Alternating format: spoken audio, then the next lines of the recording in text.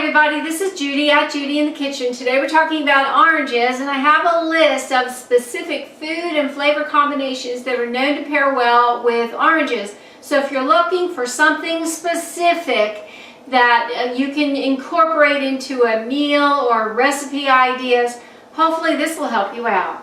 Combine oranges with almonds, lettuce, and jicama. Sounds like a yummy salad.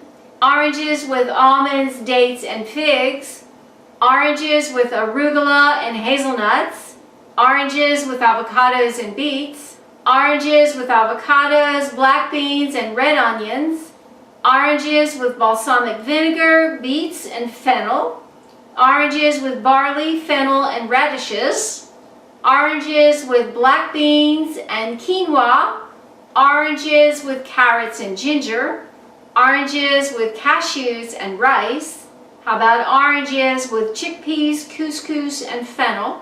Now this list is long, so I've broken it up into two parts. Stay tuned for part 2, and I will have the link below when part 2 is available. This is Judy at Judi in the Kitchen.